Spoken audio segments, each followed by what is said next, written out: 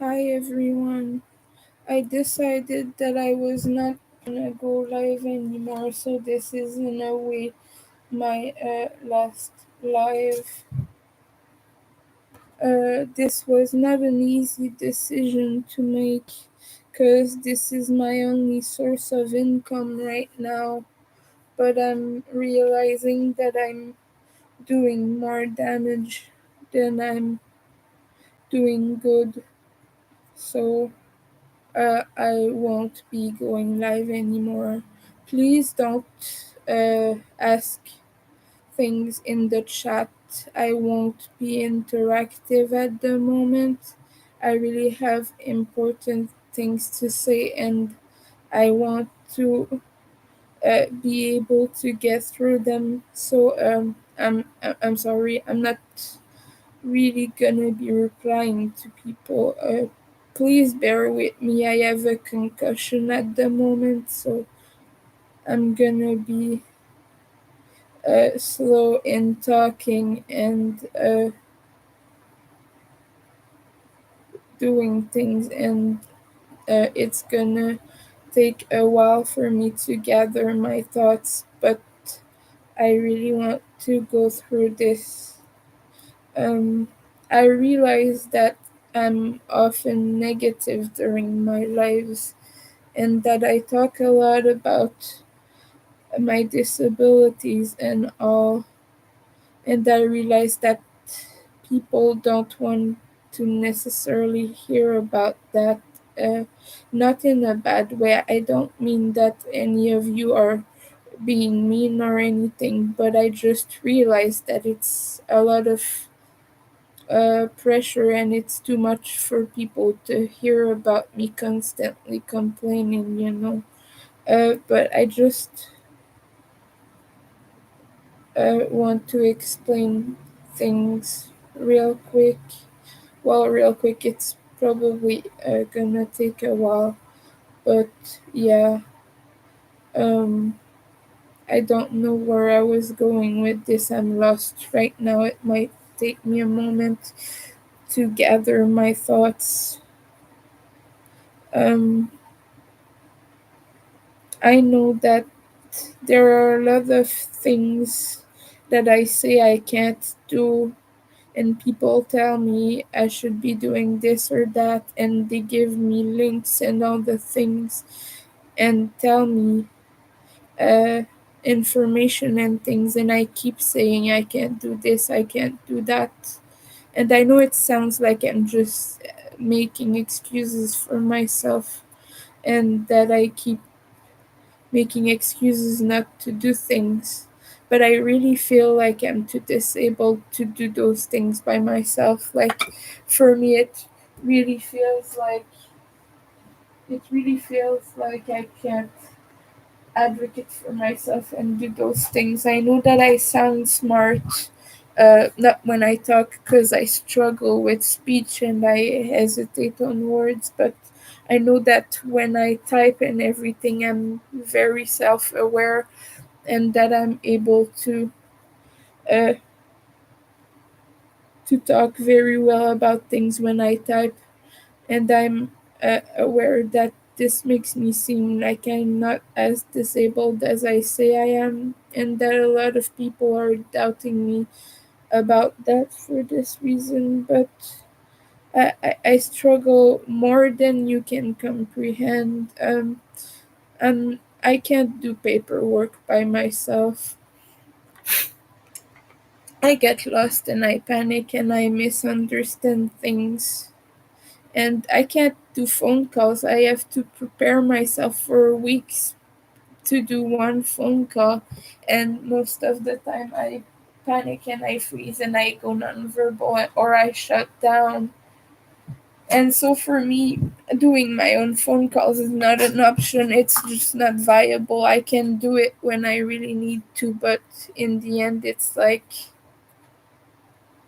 it's not very efficient for me to be doing it myself because realistically you need to be doing more than one phone call every few weeks, and it's not viable for me to have to prepare myself for long hours every time. And so I'm the kind of person who would need an help, like not an assistant, but like a living. I don't know how that's said, but like a person who does those things for you and helps you do them for yourself when you can. But like not assisted living, that's not the same thing. But like a person who comes in every day or every few days and helps you with paperwork. And I know that I need that, but I don't appear like I do because I'm too my people who see me assume I'm on a higher level than someone who would need that, and they assume that I'm someone who would be able to do that myself, but I'm not.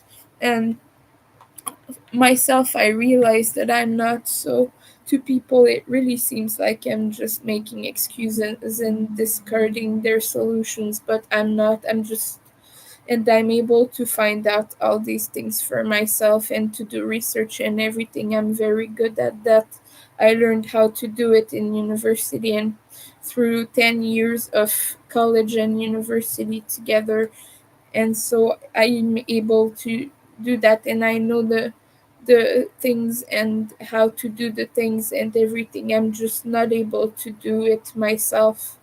And so that's why a lot of the time I make excuses. It's because I don't even begin to comprehend how to do those things for myself.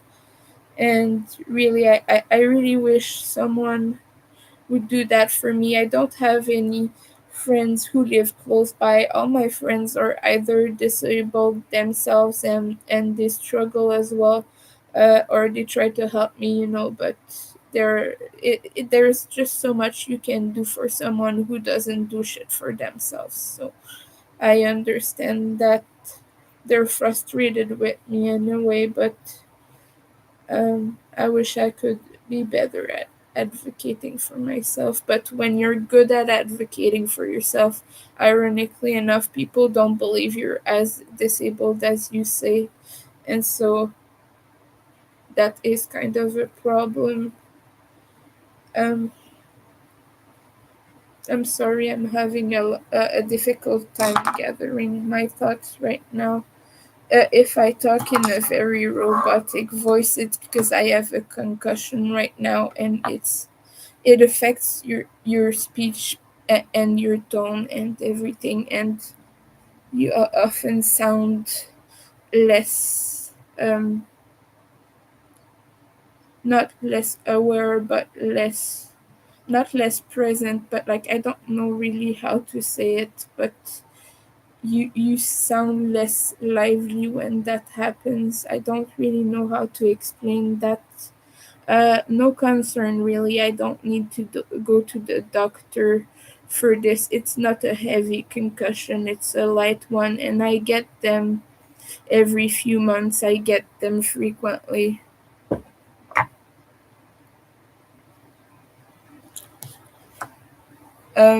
I get them quite frequently, so I don't go to the ER every time I get one, only if it's like really heavy.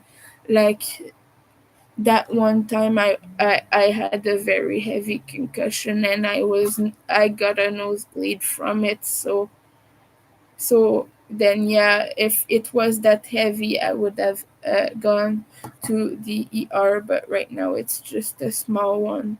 And I just have a headache, and I'm a little bit um dizzy, but I'm not um in a very bad state. I don't follow the directions really that you're supposed to not look at screens and do work and such, because realistically I get them too often, and I can't stop working for that, because this is my sole source of income. And also, this is not just my concussion talking, it's also the fact that I'm shut down right now, so I struggle with speech. Normally, I would not be talking when I'm in this state, but I felt like I had to explain myself in a way, um, because I don't do a really good job. I just want everyone to know. I'm not calling out people specifically or trying to be really mean, but I do need to say that being on stream is very demanding, and I cannot deal with demands. It's something I've always struggle with. Meeting people's demands is something that is really hard for me, and there's a lot of that when you stream. You have to pay attention to people's chat and everything, and people request things from you all the time, and it's just sometimes very overwhelming. I don't mean this to be mean to anyone or to make you feel bad. It's just that a lot of the time I feel overwhelmed. And 'cause at one time, some people came in and were like, "Do you do this? Do you do that? Do tutorials and do this and do that." But then I have to explain why I can't do those things, and that in itself becomes a demand because then you have to explain, and then you're disappointing people. And I always really feel bad when I'm disappointing people. So because of that, I struggle with going live, and as you can see, I've privated all my previous lives, so I don't know if I'm gonna reinstate them. I've not deleted them because that's watch hours, and I don't want to delete them because maybe it will remind me of memories later. I don't know. But yeah, I've kept them up. They're just privated, so you can't watch the replay.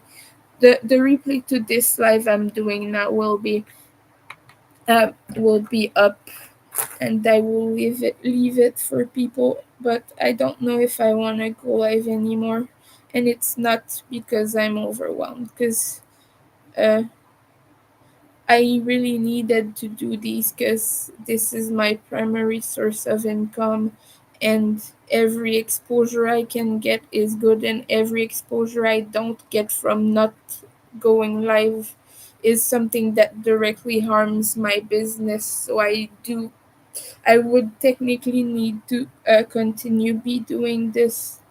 I'm stopping because I know that I'm quite heavy to listen to, and I don't want to be hurting the community anymore. I've been feeling isolated a lot uh, these past, for right now, not right now as in this moment, but right now as in these times or these days. I don't know how to say it, but have I've been feeling quite isolated, and so this is kind of my only daily interaction. I don't go out, I don't talk to people, I don't have friends. I have friends, I have people I know in person, but as I said before, they all live far away or are disabled or they can't really see me. And my family aren't people I feel close with or that I could trust with any of my issues enough to go to them. So this is really my only outlet, and I struggle. I'm struggling right now. I feel really lonely, and I'm sorry for the hurt I've put on this community. I'm sorry that I'm so mean to people on stream. I wish I knew how to be nice to people. I really don't. I try, but it's not second nature for me. So I keep dismissing people and being mean to them, and I feel bad for that. And I keep putting my problems on everyone. I don't want to be doing that. I wanted to be just a strong advocate for mental health and for myself, and I wanted to put forward my best person, but to help people understand what I go through, but it's not what I've done, and instead I've just caused negativity and hurt to the community. Um, how can I explain this? Yeah, I just really wanted to advocate for myself. As for my autism non diagnosis, really, I want to explain that real quick because I know a lot of people think it's not valid unless you have a paper, but it's not just something I picked up randomly and decided, well, I'm gonna misrepresent myself as autistic. It's something I've put lots of research in, and it's even something that for years I didn't want to be associated with because there was a lot of stigma and I kind of hated autistic people, and wrongfully so because I didn't know much about it. But the people I knew were not very good people. I mean, the people I knew who were autistic were kind of mean people and kind of bullies. So because of that, I had a very negative perception of it, and I'm ashamed about that. But one of my very good friends is autistic, and I love him dearly. He's a fellow queer, and well, it's someone I got to know in college. He's a very cool guy, fashion guy. So yeah, he's really cool and he's really kind. So that improved my perception quite a bit. But for a long time, I knew I fitted the symptoms, but I uh, always found excuses like, no, I can't possibly be autistic. I'm able to do eye contact and things like that. I can't possibly be autistic. I understand metaphors, but that's stupid. Most autistic people can understand those things or can learn to understand those things, but then I met a therapist who listened to me. Uh, I had her for quite a few months. I don't know exactly how much, at least half a year, I think. But I've had her for a very long time, and it was through an app like the Better Help thingy that you pay and tons of money for. I don't do that anymore because I can't afford that. But I did that for a while, and she was from the U.S. and she's not accredited here, so she's not allowed to get me referrals or meds or anything. She would was just allowed to give me counseling and to advise me where to go to get what I need, and so she helped me with that. But she strongly believed from her interactions with me that I could very possibly be autistic, and especially from childhood things that I told her about. Like when I was a kid, my mom had a rocking chair. Not the chair with the arches at the bottom like this in wood, not those ones, but the ones that have like a mechanism that you go like this. But it was a leather chair, so it rocked kind of like this. It did that motion a little bit, but quite heavily. So I would sit in that chair and I would rock really hard for hours at a time, and enough that my mom had to put it uh, uh, more not spaced out, but like not separate. But that word, I don't know what that word is, from the wall, to like take it away from the wall so that I wouldn't bump in the wall all the time and make holes. But I would stim that way for hours, and I've always had quite a few stims. I had a lot of vocal stims, noises, and everything. I still have a few. I still do echolalia. After I leave a stressful situation, I repeat everything that I just said over and over. And like certain phrases that I said, I will repeat that over and over. And I open and close drawers most of the time with my feet. Sometimes I can do it with my hands as well, but I open and close drawers. Um, so yeah, that's another one of my stems. And now that I've learned crocheting for me acts as a stem because you go with your hands and you do the same motion over and over. I have stem toys also. I have a bunch of things like this here. This is an infinity cube. So basically, you're just like, um, okay, it's backwards, right? No, okay, it's the right way, but you just go like this. So I have a bunch of stem toys like that. They really help. I have lights also. They're changing like they're color changing lights, and they swirl around the room. It's a lava lamp that I have, but not a real lava lamp. It's one with little LED lights at the bottom, and so there's glitter in it, so it kind of dances around the room. It's really pretty, and it helps with anxiety as well. And same for ADHD. I don't have the paper, but when you've talked about this with therapists your whole life that believe you might have that, even if you don't have the paper that says you are this and this and that, you know what I mean. Like, and I was in therapy for social anxiety because my doctor didn't want to believe I had generalized anxiety, but I sure do. I mean, I I'm pyrophobic, I'm radiophobic, and I'm uh, afraid of so many very specific things that would go with the diagnosis of generalized anxiety disorder.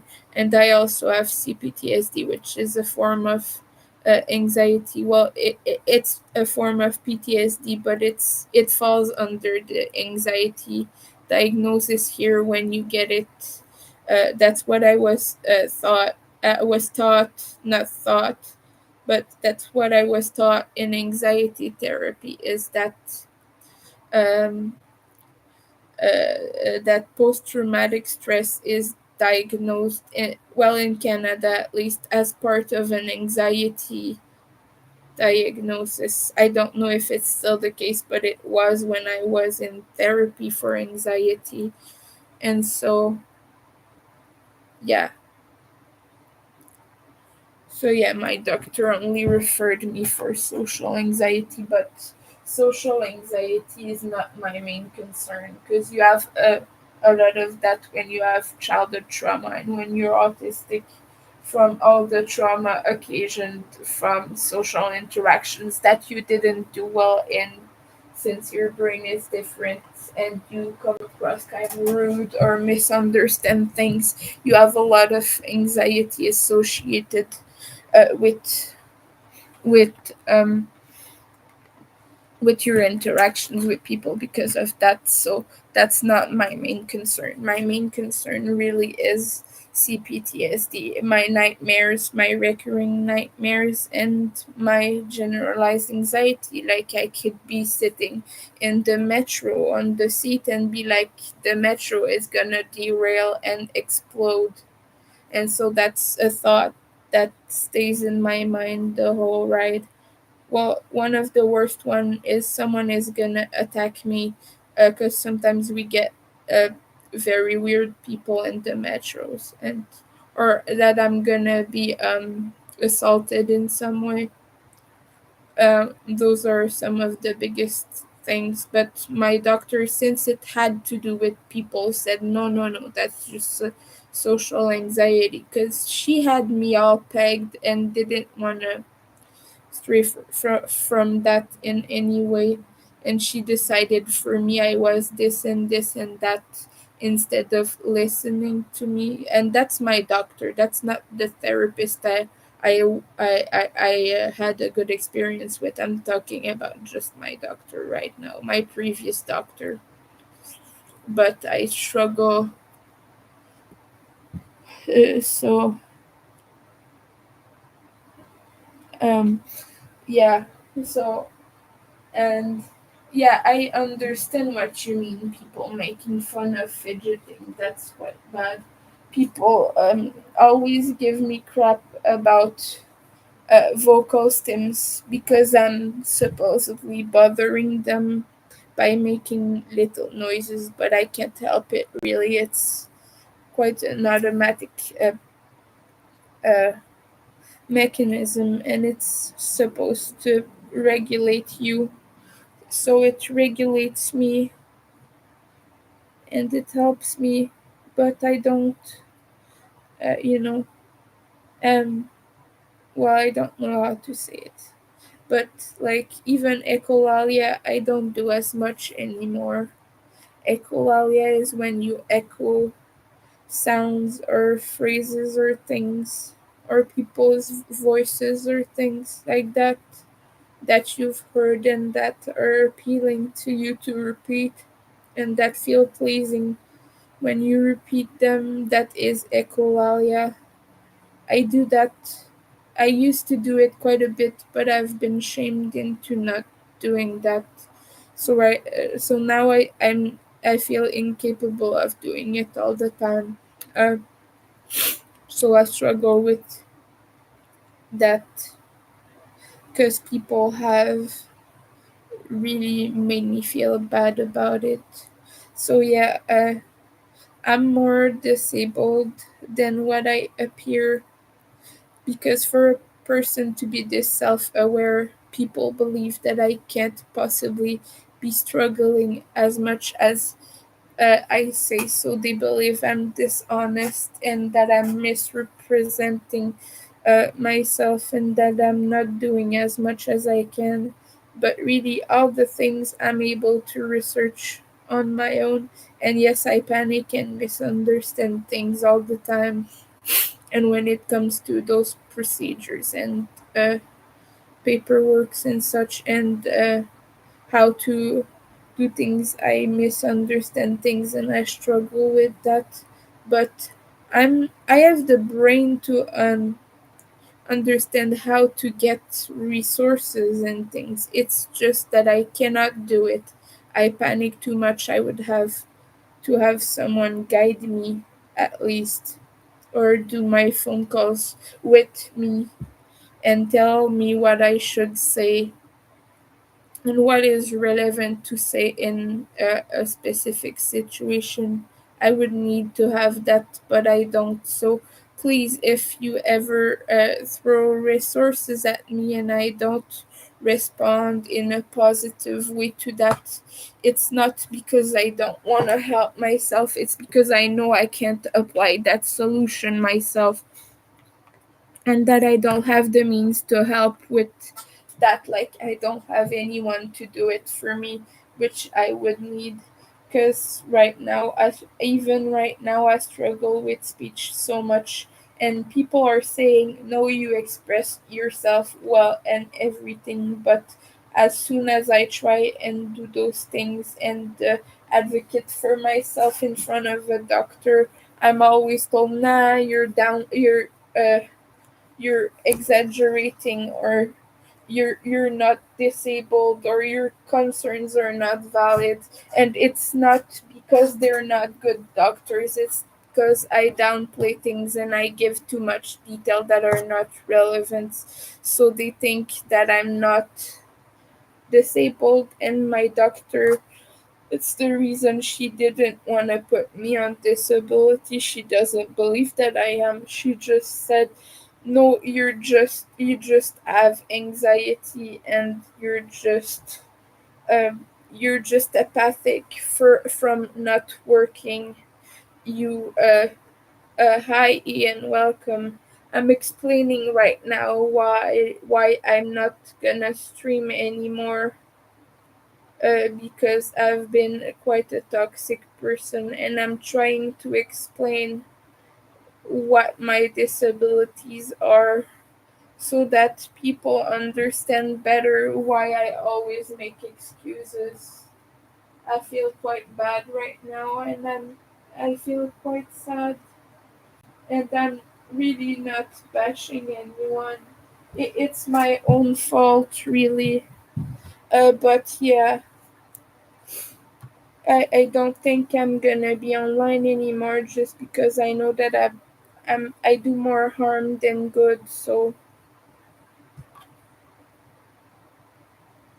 yeah,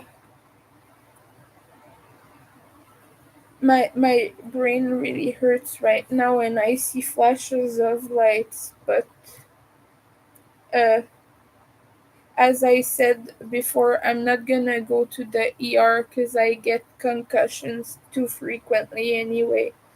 So I only go when it's big ones. Right now, I'm still aware of my surroundings and I'm not nosebleeding or anything. So I'm not gonna do that. I have to finish this blanket anyway because I'm late and the customer is really pissed at me. But yeah, I'm not gonna go to the ER right now, but I wish I could reach out and hug you. Yeah, I don't do so well with hugs. I tend to get really overwhelmed by people touching me. And yeah, I wish that I could stream again.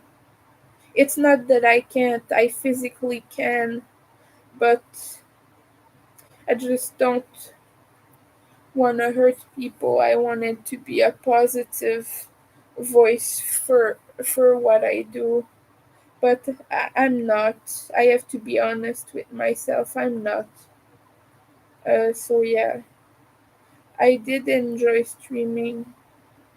And also, this is the thing, I just want people to realize that I can't be like a normal streamer. I've talked about this in the past, but there are a bunch of demands and things that I cannot fill. And so I'm disappointing people all the time because of it. But I have so many struggles, not just with disability, but I struggle filling people's demands. So, because, like, for me, just the fact that I'm talking on camera is already a lot and it takes a lot of my bandwidth. So, because of that, when someone asks me to do a thing on camera, it throws off. I'm not I don't want to target anyone in particular. It's just a general thing that happens when you're on stream. Is that, of course, people want to see your things and they want links and everything, but especially when you have ADHD or when you're autistic, the thing is that when you interrupt what you were doing and you change what you were doing, it's not just that it's really hard to get back to it, but it takes you a considerable amount of energy just to like do. I don't know how to say it, really. I'm sorry, but yeah, I struggle. Yeah, I'm not going away because I don't want to see people anymore. I'm going away because I'm realizing that I'm not uh, advocating in a good way. You say that I do good, but yeah, it takes a lot of energy, and that's for sure. Like, I do want to stream again, but every time I stream, I seem to put my foot in my mouth and to hurt people. So, and the other day, my friend Amanda reached out to me and to tell me that she was okay and she was not uh, upset about what I said, and so that was really nice of her. But I still feel like I was mean, and maybe that's just a feeling that I have. I don't know. What do you think I should do about my previous lives?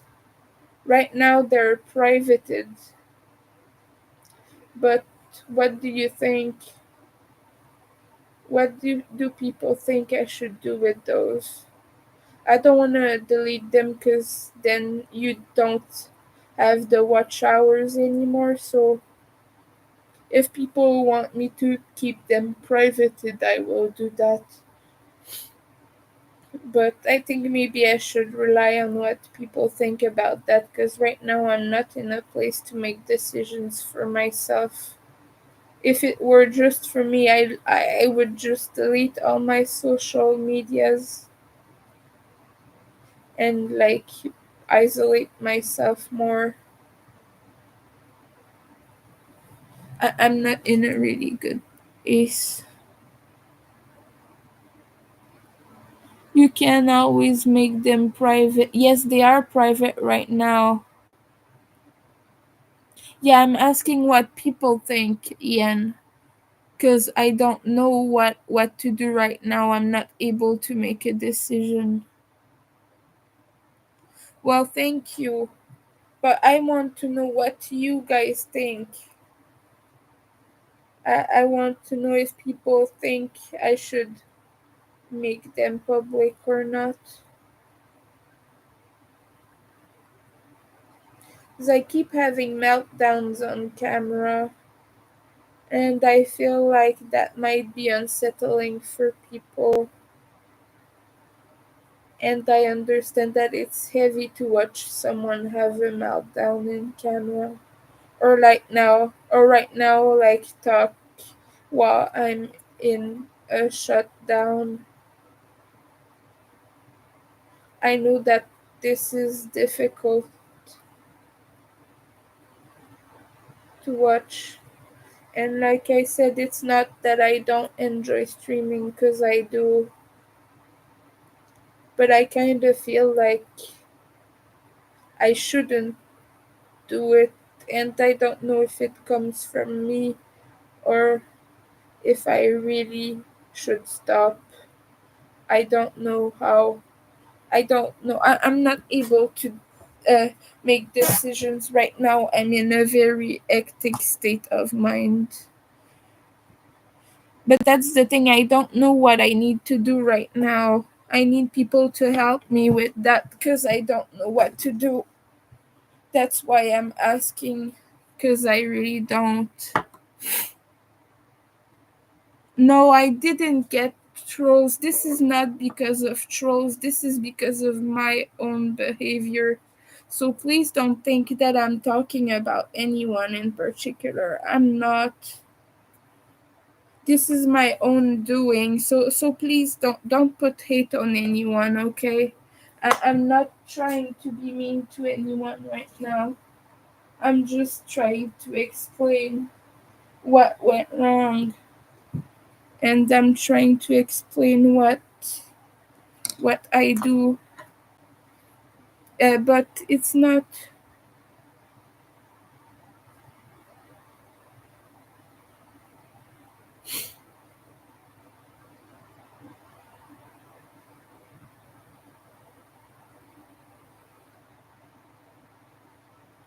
I don't know what I should do, so please, people, tell me what I should do.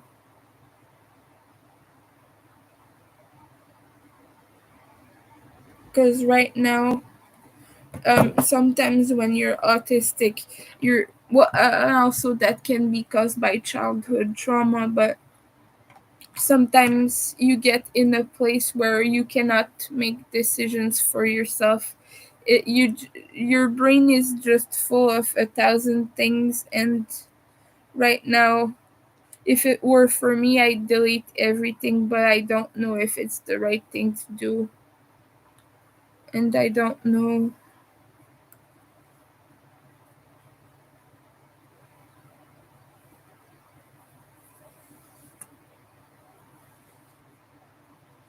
Yes, I understand that, but that that's okay. I don't think you understand what I'm getting at here. I'm not able right now, physically, mentally, to make that decision for myself, Frosty Broccoli. I don't know if I should call you FBI or Frosty Broccoli. I feel like you told me, but I don't remember. But that's what I'm getting at. Right now, I'm not able to make a decision for myself and to understand all the things that it implies. So that's why I'm asking what people think I should do.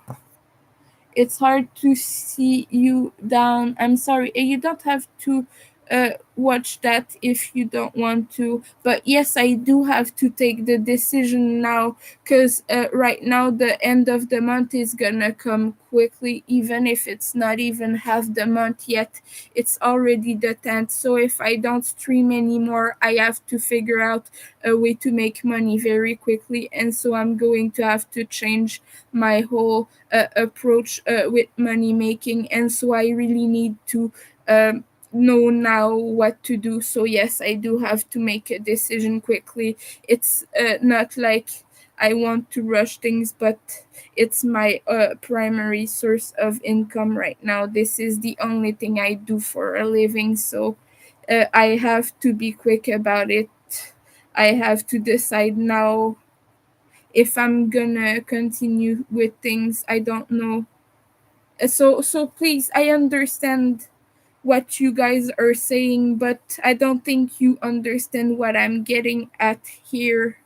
Um, Sometimes when you have the disabilities I have, you lose the ability to make decisions at all, and you're not able to see the whole portrait all of the situation. Even if I take like 5 months to think about it, the whole portrait is not visible to me, and there's a separate problematic to which I'm trying to make a decision about right now, and it's been going on for like a whole year almost. No, okay, maybe more like 8 months. And even after all that time, I'm not able to make a decision and see things for myself. So I've been asking people about that. But sometimes I do need the outside perspective, and I do need the people's opinion about what I should do. Because my brain is not able to portray the whole situation.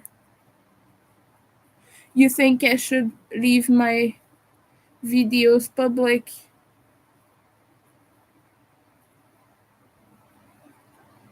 Okay, Ian thinks I should try to do something else. Okay, so I will. I don't know right now. Okay, so you think I shouldn't stream?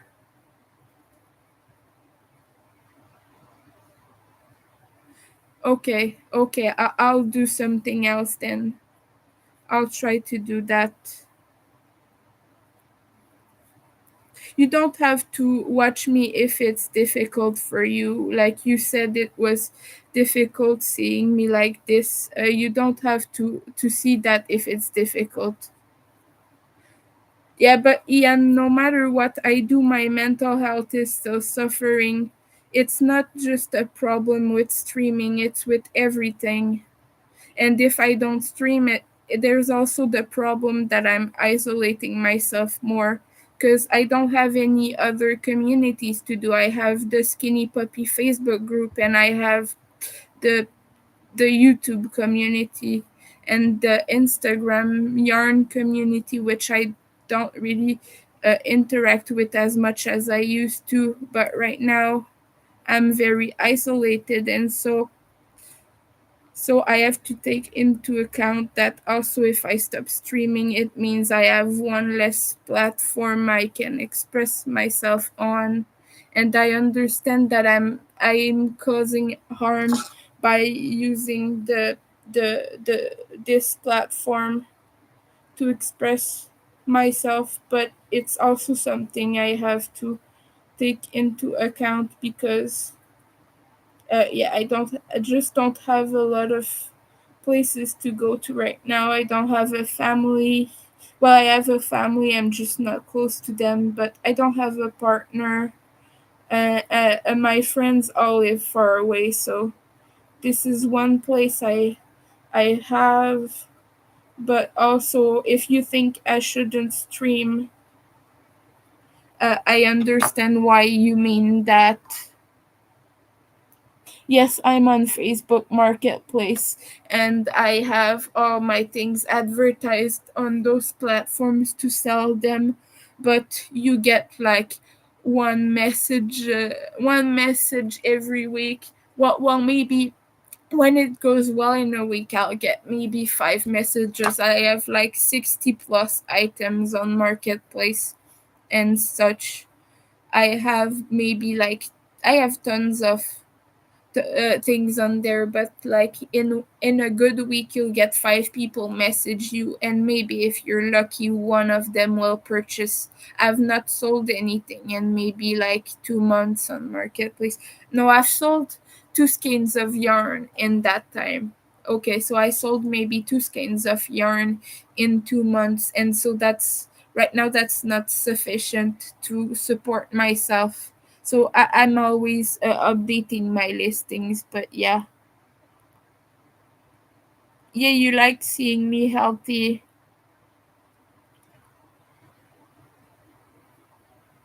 Yeah, the most interaction I have is online too. I have the skinny puppy people. Well, the fan base anyway, because the guys are retreating and not participating in the community anymore because they have their own thing going on. Ogre is working on his projects, and Kevin is doing Cyberactive. It's releasing soon, so he's working on that. So I think their socials are gonna be a little bit less uh, active, especially Ogre, because he's not really a fan of social media, which I understand. But yeah, online interactions are all I have. I don't have anyone in real life. My only close friends all live like hours away from me, and they are busy with their own struggles right now, so they can't support me as much. I don't like Facebook groups. I'm gonna be honest. There's so much drama in Facebook online communities.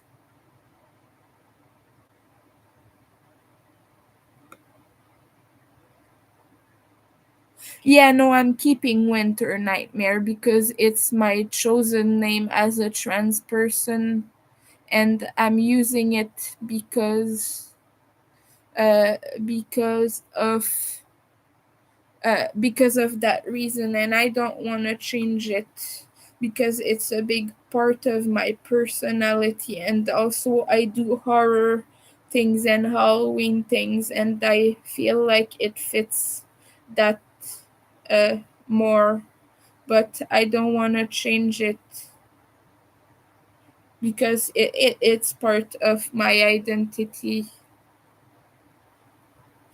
But yeah, the only Facebook group I really interact a lot with is the skinny puppy community and a few other ones.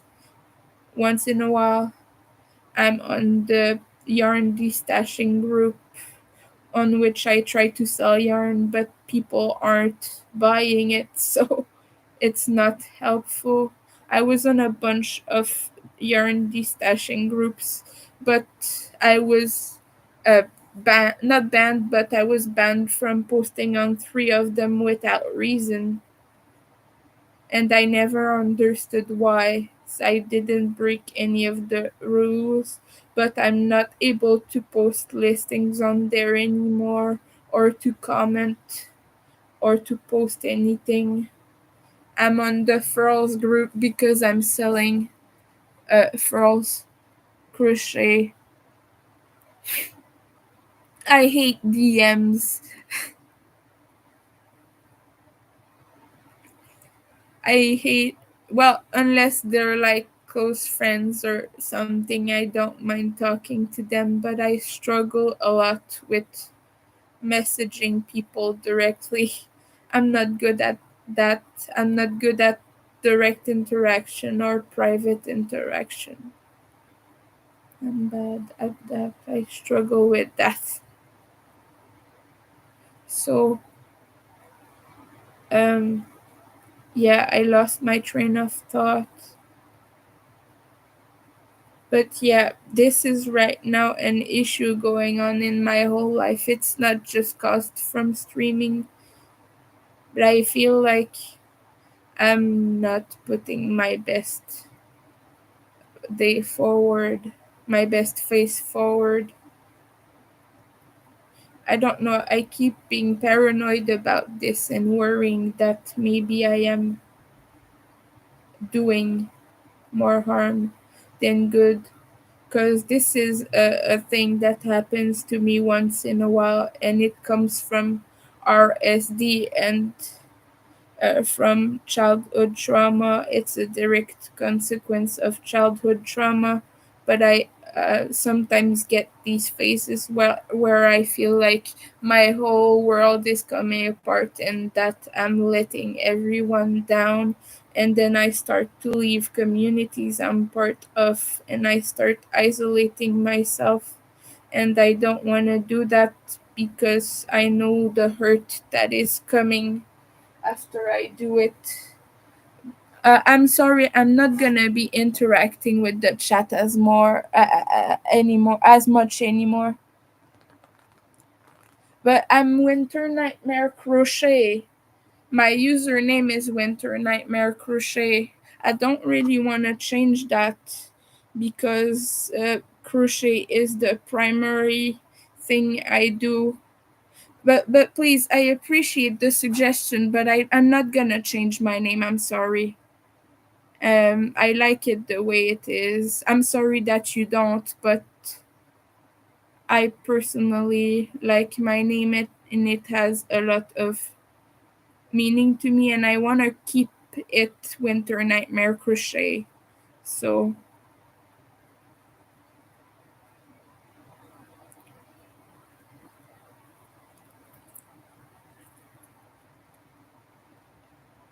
and I'm sorry if people want me to focus more on that.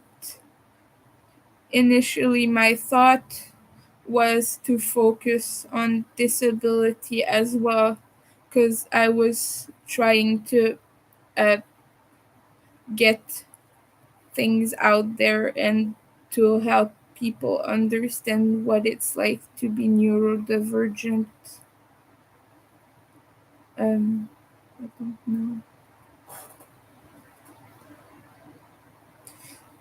Oh, please, I know that you're trying to help by saying that, but I as explained before, right now I'm in a mental space where I'm not able to make decisions for myself, so I need the input of others, and that's why I ask people what I should do.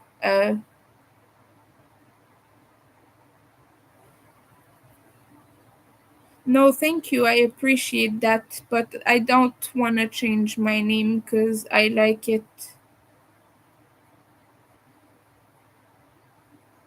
It took me a long time to find a name that fit with what I wanted to portray my brand as.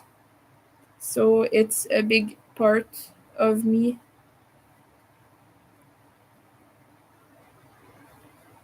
But yeah,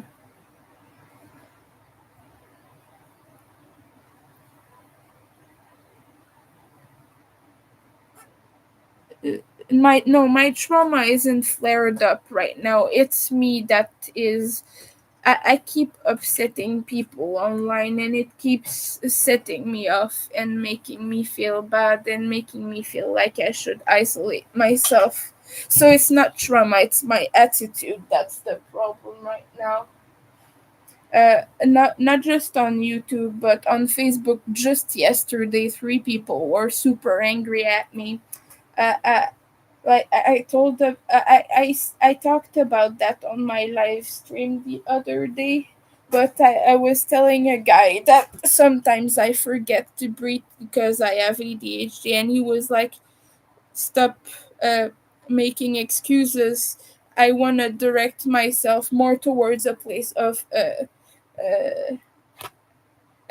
not accountants, but like taking accountability and not making excuses that I can't do things.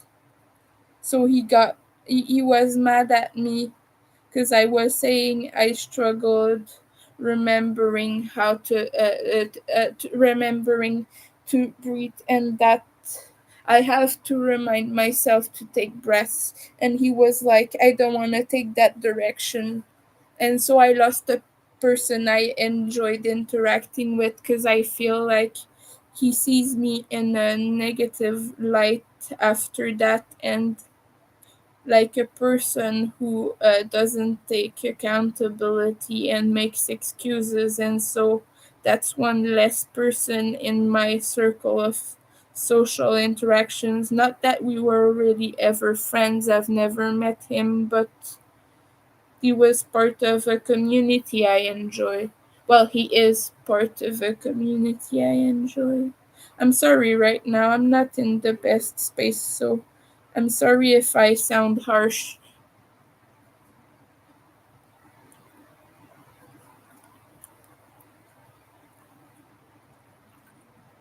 No, he's not a bad person, but I just think that the way I worded things upset him. But I was never trying to suggest anything like that and to not take accountability. But I don't know. We just have a different approach with disability, but what he said sounded quite ableist to me because it's not as if I can force my brain to know how to breathe at all times. It's gonna forget at times because it's wired that way, but he felt like I was making excuses for myself, and so I don't think he's gonna wanna interact with me anymore. And that sucks because it's isolating, but it's something that happens in your life.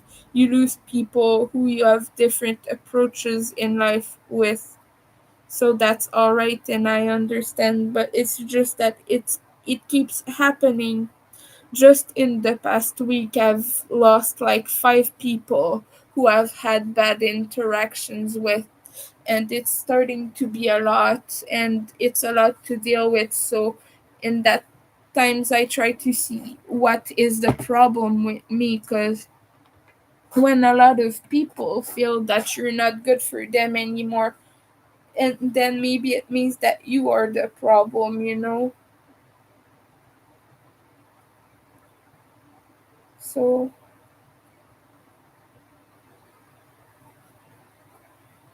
I'm not feeling too good right now.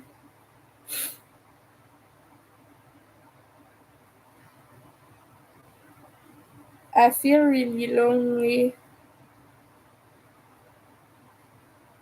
because it seems sometimes like most of my interactions are shallow, even like when I'm talking to a good friend. And I don't mean on the person's part, but on my part. I'm never able to form really deep connections and maintain them with people. I always overwhelm them, and they end up feeling like I'm too much.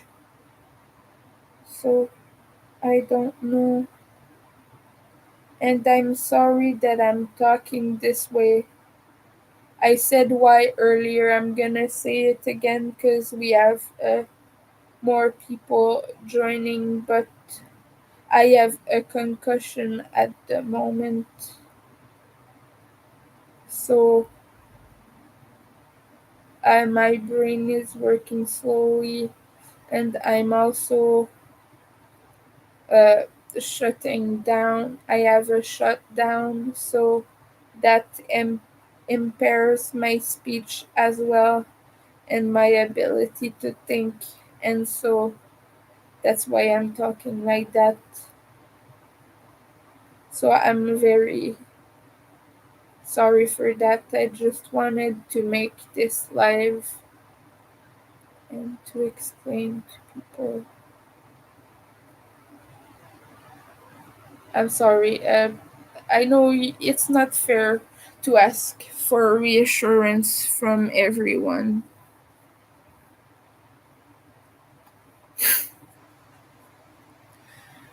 Mm, don't feel too well right now. And also, like, the reason I have to keep doing this is because right now, like, um, the only thing I have to eat is rice. I have like a bowl this big full of, no, it's half full of rice, and after that I don't have money anymore because I'm trying to save up for rent, so I can't spend money on food after I'm done with that. So I kinda desperate with that right now. So yeah, this is like the last food I have, and I don't want it to be like the other months where I struggle to make rent. So if I have to, I will not eat and keep that money for rent, if that makes sense. I'm not even halfway close to the amount of money I need for rent, but if I at least can save a little bit of it, it will be good. So I'm trying to get all the sources I can for to fund my living expenses, if that makes sense. I'm sorry. Uh I just lost my train of thought here. It's really hard uh to explain why sometimes I talk the way I do. I know a lot of people ask about that. Thank you, Diane. Thank you, Ian. Thank you, Anima. I appreciate that. I'm sorry, I know that this stream is very negative. I'm in a very weird state of mind right now. That I don't know what my reality is anymore. And sometimes when you have a lot of trauma, something that happens, and it's something that is quite common for autistic people as well, because they experience a type of trauma that is from people constantly dismissing their reality, but they start to doubt their reality. And this is also the reason why a lot of um, autistic people struggle with psychosis and things like that. It's because when you're dismissed a lot, you start to doubt your reality so much that you create one of your own, and you struggle to see what is real anymore. And right now I'm having the emotional equivalent to that, the emotional version of that, where I feel like I'm just being a very bad person, and that I'm being super toxic, and people keep telling me I'm not, but I don't know if it's to make me feel better or if it's because it's true, because right now I don't have the mental state to evaluate that myself, and I've been like that for a while. If you want, I'll tell you about the moral dilemma I've been having for the past 8 months, and that I've been struggling with, that I don't really know how to feel about that. But basically, I won't name any names because I don't want to get anyone in trouble. But there's a person who did something years ago that could potentially be seen really bad, but uh, also It was a long time ago, and I don't think the person realized that they were even doing harm. And it's not something I want to excuse by any means, but I'm having a lot of struggles because it's someone I really care about. um, and I struggle evaluating that. I've struggled the past few months, but this person has brought a lot of positivity to my life. But also, if it would have gone bad, like, I would not even uh, support this person or want them to be a part of my life, because it would have been really bad had it gone that way. But the thing didn't end up happening, and the persons totally redeemed themselves, and they don't do that stuff anymore at all, and they've realized so many things, and they're careful about people now. I have an Etsy shop. Just a second. I can link that right now for you. My Etsy is here. Okay, just a second. I normally put the links in the description, but I made this so quickly. That I didn't take the time to do it. Okay, here is my Etsy shop. I have a Ko-fi link as well, on which I sell cross stitch short, if that's anyone's thing. But it's my Ko-fi is where I take donations. Since I don't have a monetized account, I use it to crowdfund basically my rent and my bills, but also as a platform to take tips on for streaming, basically.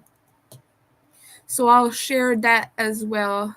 So these are my two links. But I have a lot of crochet items. I have quite a bit that are made to order, but I have pre-made items that I'm selling as well that are in stock right now. I appreciate all of you just saying. I know that I don't sound like I do a lot of the time, but I am thankful. It's just that emotionally it's difficult for me to match the face with the feeling, if that makes sense. Right now I'm dissociated quite a bit. I'm sorry, I know it's hard to watch for some of you. Yeah. But I also want to be as transparent that I don't want to put on a mask during my stream. I don't mean a physical mask, but I mean that I don't want to fake that I'm all good and bubbly, because I think people should be allowed to live their meltdowns and their shutdowns and be uh, and deserve to be part of social life still, if that makes sense. Right now, I'm being very honest about how I feel on camera. And so I wish the whole world was allowed to do that and be given a break, if it makes sense.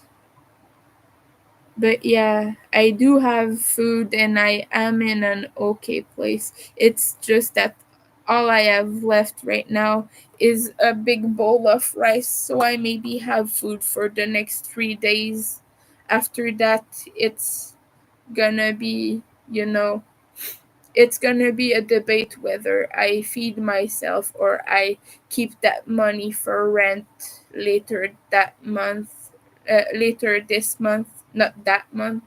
We're still in the middle of the month, so sorry I struggle with time, because I have dyscalculia and it's a component of it, and it's also a component of ADHD is struggling to evaluate time. And ironically enough, something that happens with CPTSD and all PTSD as well is you struggle with chain of events.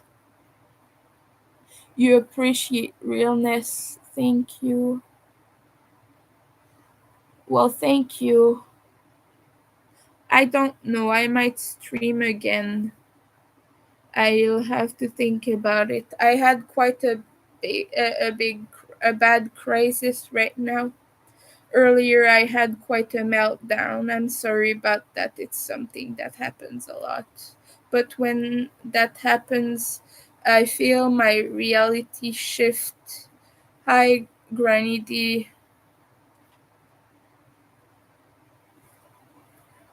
Today I'm doing a difficult stream. Um, but yeah, I was saying that earlier today I had quite a big meltdown and felt a shift in my reality and um, felt it slip.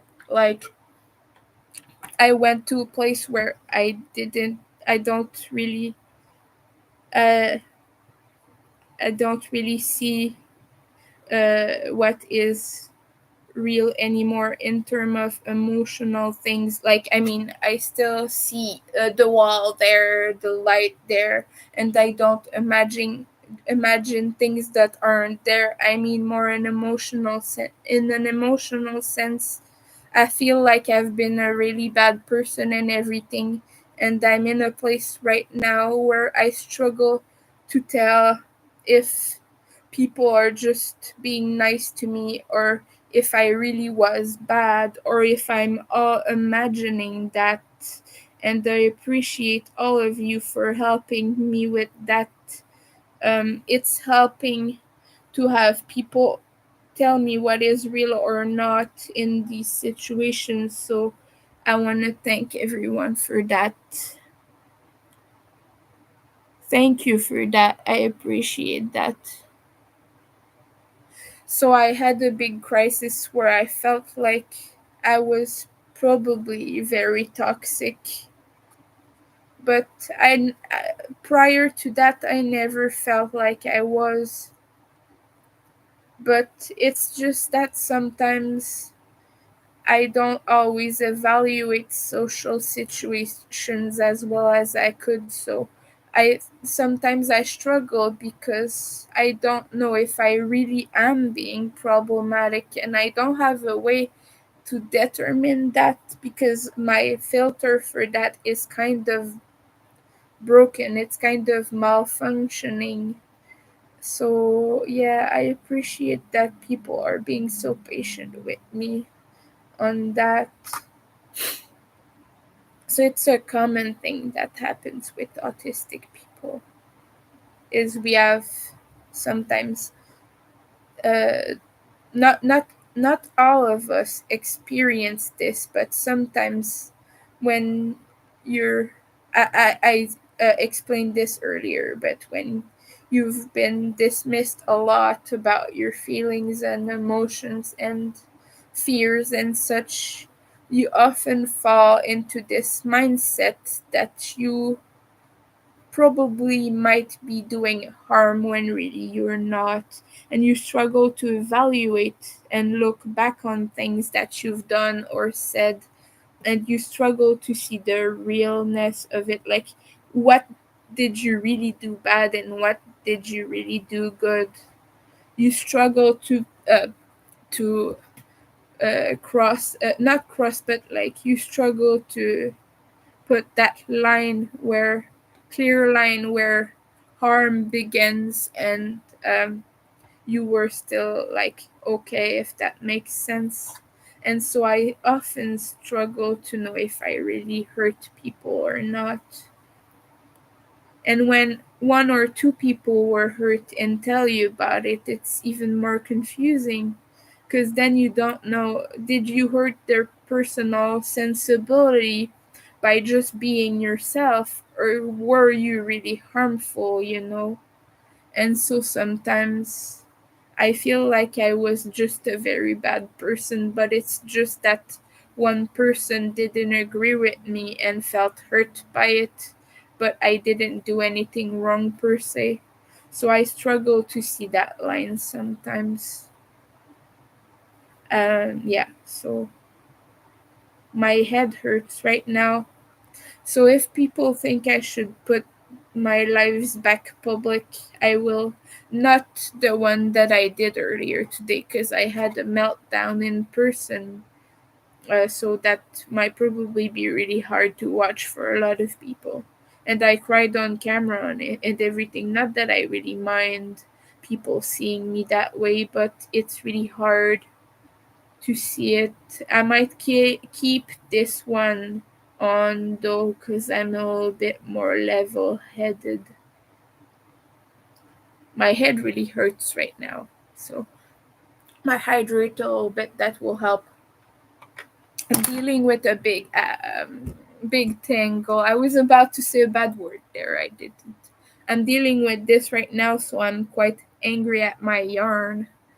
It's not how it should be. It should be smooth and it should be behaving, but it's not behaving right now. So very, very mean yarn. How dare you not do what you're supposed to and not be all tangled up, right? Okay, I will think about that. I really had a big meltdown. I wanted to delete my Discord server and everything. Right now, I'm receiving messages from the blood drip scarf because I should turn down notifications, but I keep receiving notifications of the conversation, and I will probably mute that and still look at it, of course, because I'm part of testing, but I'll probably just tone down the notifications so I don't get thousands of them at a time because it's a really big conversation with a lot of people. So yeah, okay, I'm mad at this yarn right now. I have to untangle it because right now there are a lot of threads weaved in, and some parts are really bulky and threaten to get out. So I want to have as least um, yarn as possible, at least as little tails as possible weaved in. So that's why I'm not cutting and that I'm undoing the tangle right now. So yeah, I do apologize for the momentarily frustration here. I just really hate this yarn and I don't think I'm gonna be purchasing it again just because I know that people have squished this or something while wrapping it and sending it, and it's really annoying. So some of the skeins were perfectly fine. But yeah, I am gonna ask people in general here to be more mindful what they ask for. I don't want you all to like feel like you can't talk or anything, but I am gonna ask that you keep in mind my disabilities when you do, and that I might not necessarily be able to,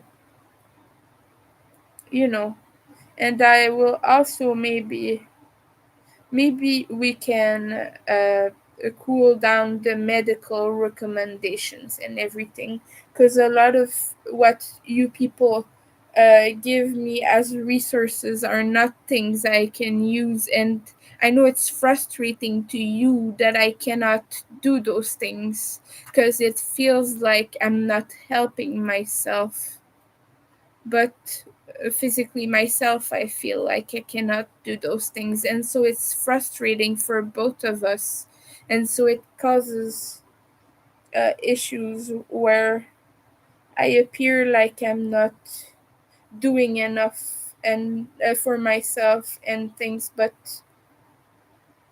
then I try to explain myself, and I know how it sounds to a lot of people because I have people in my DMs all the time telling me, not any of you guys from YouTube, but on other platforms, I have people in my DMs all the time telling me, why don't you just call, or why don't you just do X and Y and Z? And because of that, I tend to be very defensive about that stuff. So I do apologize, but maybe we can just not go as heavy handed with medical recommendations, and maybe that will help improve communication uh, with us. So, yeah.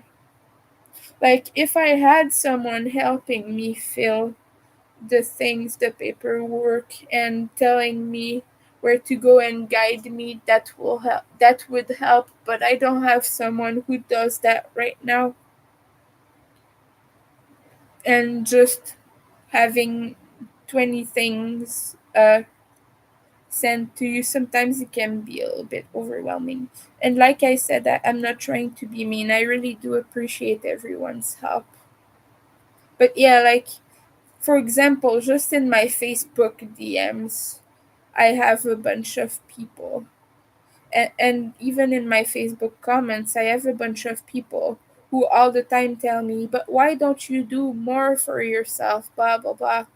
Things like that.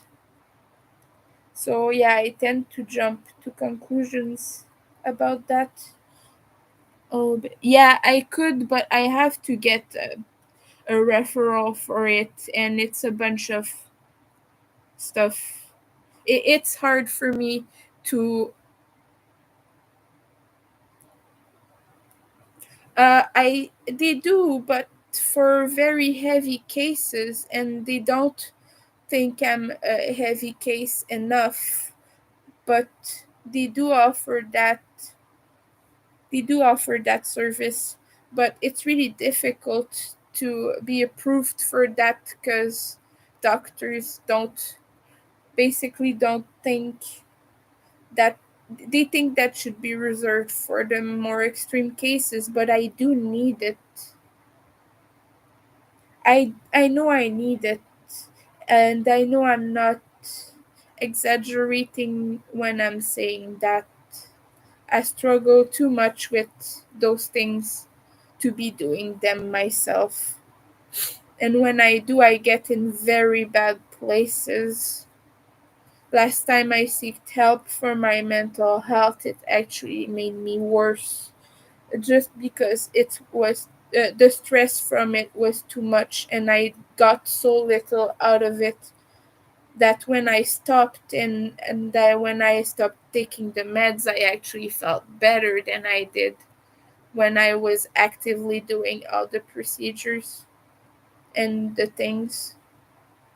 It felt better after because I was too stressed and I felt like I was just in a loop. But yeah, I do need it. That's not a question. Like, I know I do. Um, but will they give it to me is another thing, you know. You have to convince your doctor, you have to convince your psychiatrist, and then you have to fill out with health insurance and you have to convince them. Well, normally I think your doctor does that actually. But yeah, you have to convince people that you actually need it. And since I can talk sort of normally, people don't feel like I need that as much as I really do, if that makes sense. I would uh okay, like I said before, I would appreciate it if we were not pushy about medical things. So please, I do appreciate your help, but I feel a lot of pressure from being told I should do things all the time because right now I struggle. So please, can we talk about something else? Can we not do that right now? I had a meltdown earlier, and so I know how I sound right now. I'm really sorry. But yeah, I know I'm gonna probably anger people by saying that, but please, can we just go a bit lighter with that stuff?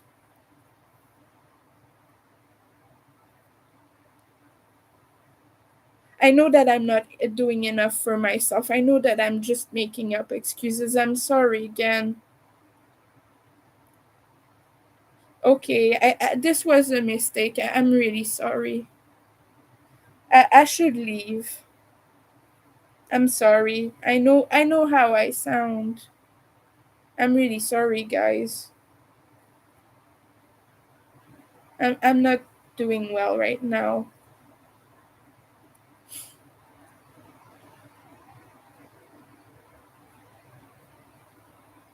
Um in any case,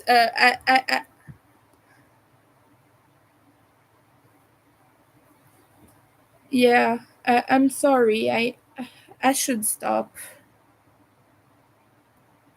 No, you didn't offend me. It's just that I know that people are just trying to get me off my butt and to do things for myself, but I, like I said on this live, I don't appear as disabled as I do, but I can't do those things for myself. I'm not able to. I go in front of the doctor and then I blank out and I misrepresent my struggles. Like I'll go, oh yeah, okay, but then I will downplay things a lot, and then I appear like I'm not even struggling as much as I am, and so when I talk to the doctor, it's what happens. So I can't do that myself, and when I try, it doesn't work, and I'm just being sent away with things like, oh, you're just lazy because you don't have a job. That's what they said the last time. But yeah, right now I'm not in a place to be doing that, so I apologize. I know you're just trying to help. I can't do it myself right now. It's too much, and I know I'm just making excuses. I'm sorry.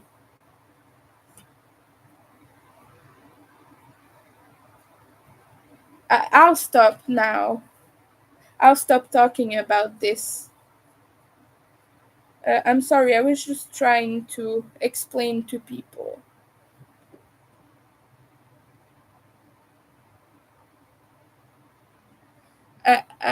I'm just trying to explain to people why I feel like I can't do those things.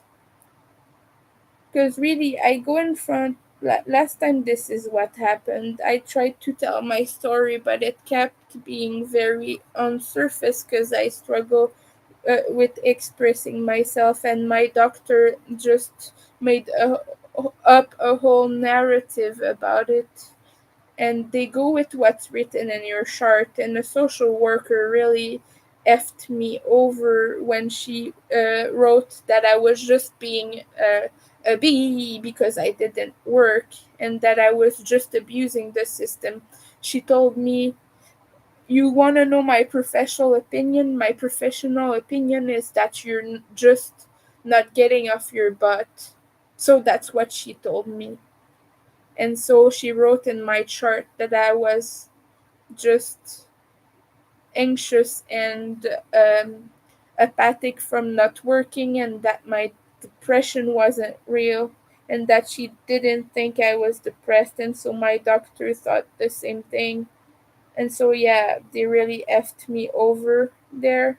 But that stays in my chart, my medical chart forever. Like every time I see a therapist or something, they will see that and they will go with that. So yeah.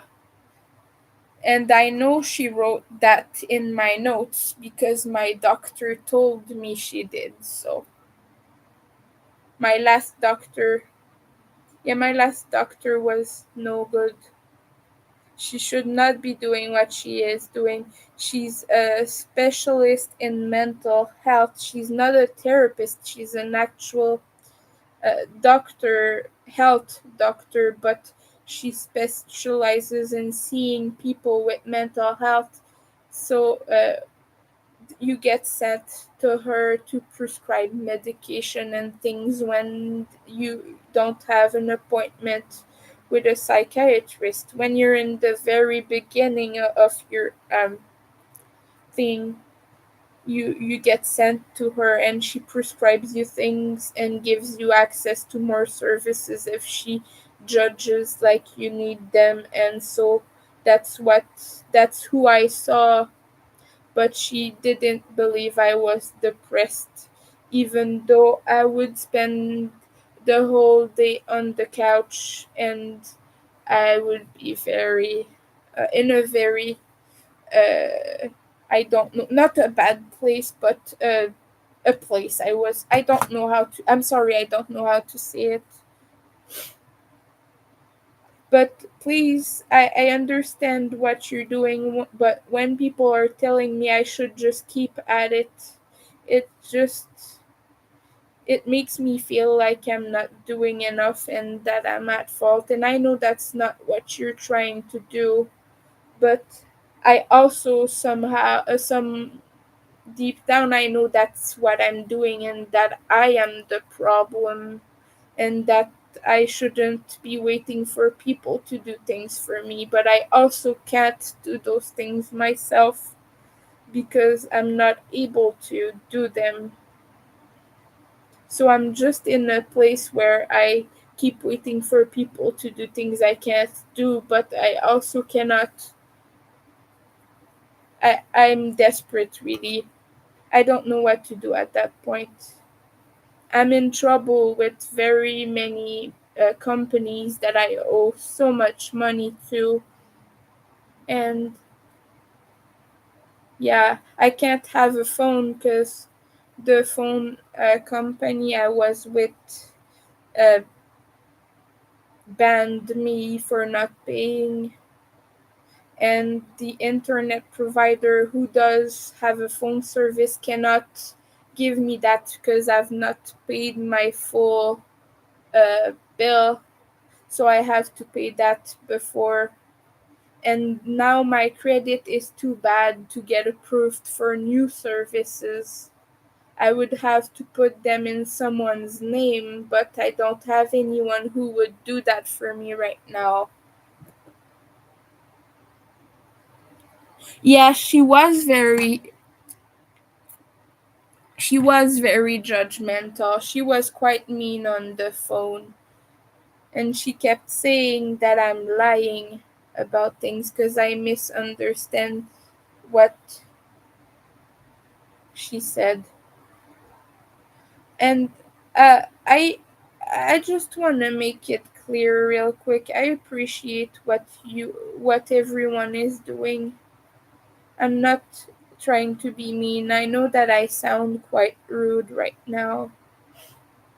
I'm just in a place where I can't do much for myself. I don't have energy to advocate for myself. And I know I should. I'm aware that I should be doing those things, and I keep beating myself up over the fact that I don't do them and that I can't do them, because I know that when you hear a person talk and be so self-aware, it feels like they should be able to do that with a doctor. But I really it's different when I see a health professional. You should see me when I'm at the doctor's, and you would understand. But like, she was asking why I thought I was depressed, and so I said like I don't feel anything anymore.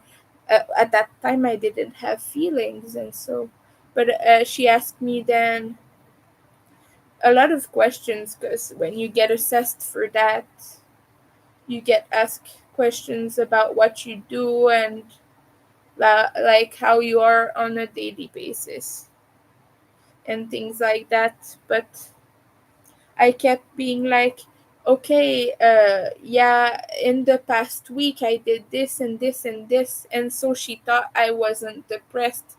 Because really, in a whole month, I would spend maybe in total 20 days on the couch. But in the last week, I only did that once. So she thought I'm doing better and I don't need the services. But I'm still on the couch with my hair matted down, and big knots in my hair that I had to cut out. And so she thought that my struggles weren't real because I said, "Oh, but in the past week I have done this and I went out once and blah blah blah." So in that sense I struggle.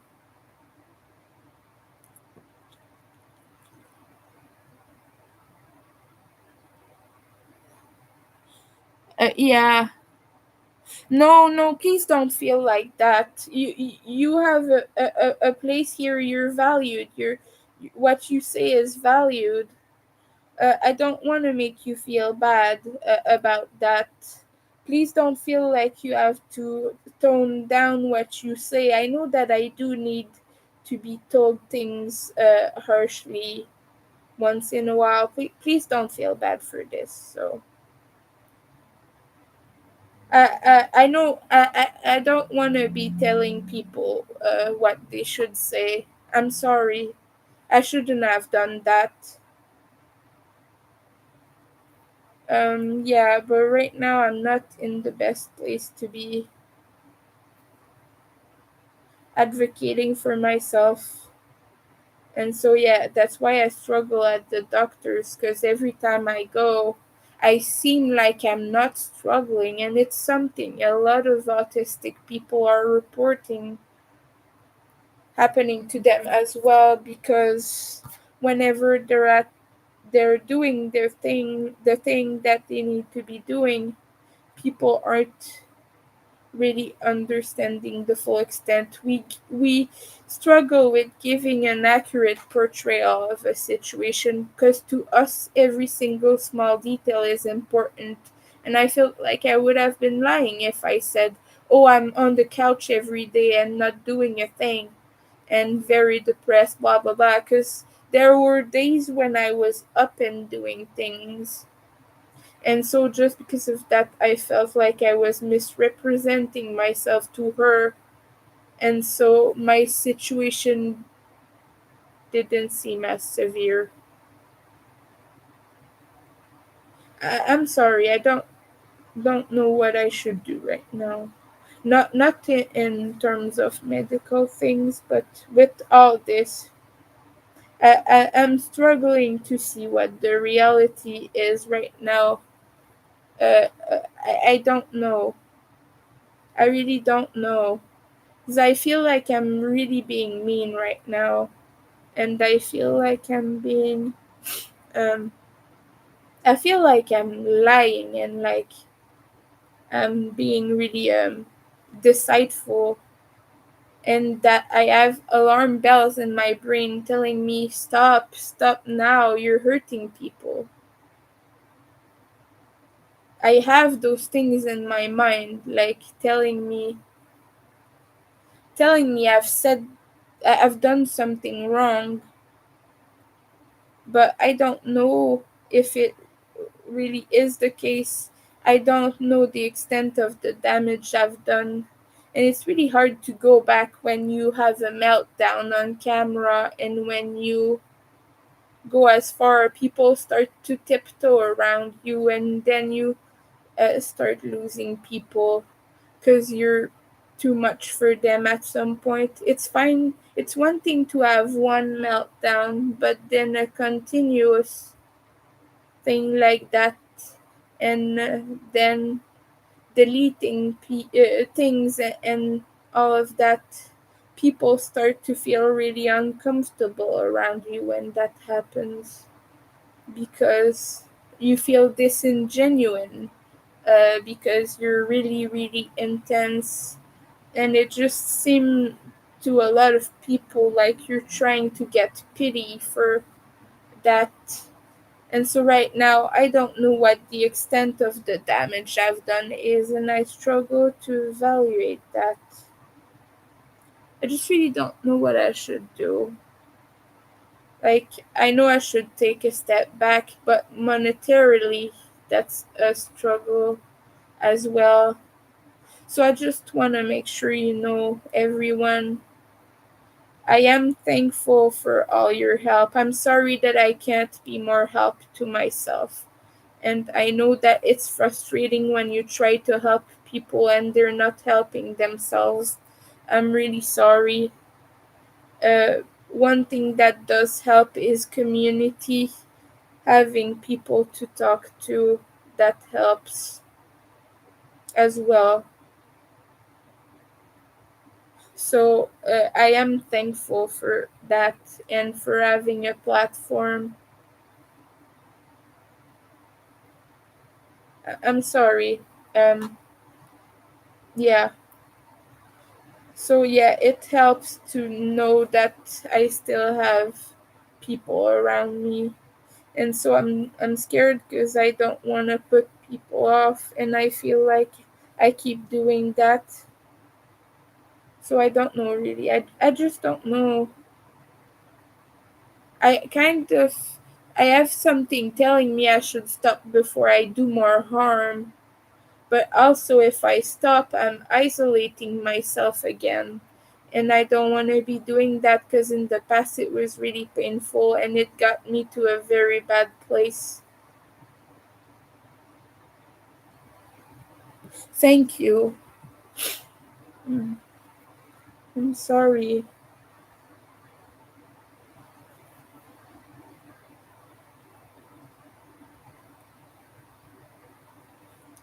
So yeah, in my life I've had a very bad habit of every time I piss people off, I would delete everything, my every one of my accounts and everything I do, and leave communities I liked that I was a part of.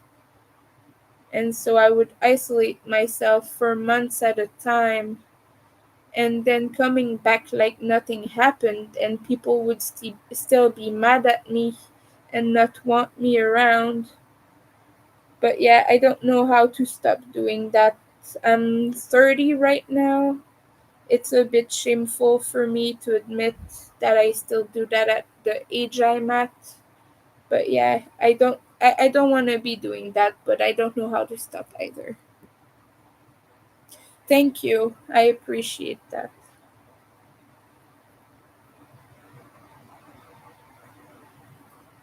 My head hurts right now. Uh yeah. So after this stream, okay, I'm gonna switch it to something a little bit lighter now because I feel like this is getting a bit heavy, maybe for everyone and for myself as well. So after this stream, I'm gonna heat myself up some rice and eat that. I usually put margarine in there, but butter is too expensive. So in the local market, I can get margarine for like $3 the jar.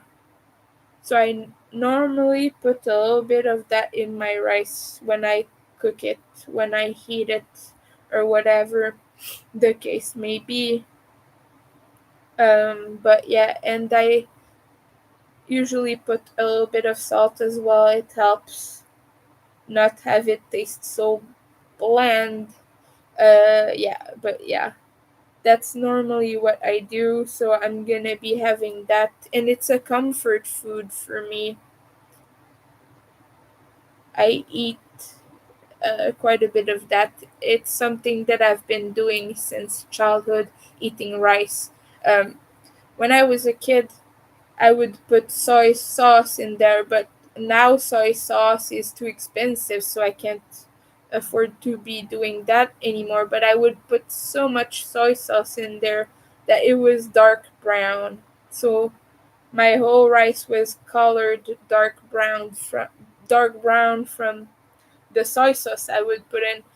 Please tell me I'm not the only one who did this, but yeah, not very good for the kidneys, so I don't do that anymore. So when I put soy sauce now, I just put a little bit, not enough for it to be dark, just to be slightly soaked.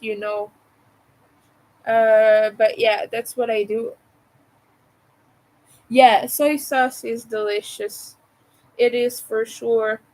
When it goes on sale at the market I go to, I usually grab a few bottles of it. they're quite good. And yeah, I used to like the VH one quite a bit, but it's all a bit yeah, it's not like really good soy sauce. There's another one that often goes on sale. This is more like genuine soy sauce, the one that doesn't color your rice dark brown, and that tastes more authentic to what real soy sauce would be. And so I like that one quite a bit, and I've been buying that when it goes on sale. So like it's like $1 or two a bottle, so that was quite affordable. So I hope it will be on sale soon because I really want to buy it. I kind of crave soy sauce right now. Brain food. Why? Okay, so um, I'm gonna pick up my crochet again. So right now, I've not undone the whole tangle, but I feel like I've um, like it's like uh, I don't know how to say it. I'm sorry. I don't know. Anyway, I'm not gonna be able to continue talking until I figure out how to say that. I feel like I've done. I feel like I have enough of it done now that I can work. I'll do the rest later. I'm sorry for everyone who's watching this. I know that's not the best stream right now. Mm. And I know I hurt some people's feelings. I made some people cry with who I had a talk to earlier, and I feel quite bad about that. It wasn't my intention. I just had a meltdown, and I keep destroying everything when I have meltdowns, and I feel bad about that. Yeah, it's quite cool. It's the It bottle, and it says "I love dairy" at the top. Mm. Tasty, tasty, tasty, tasty.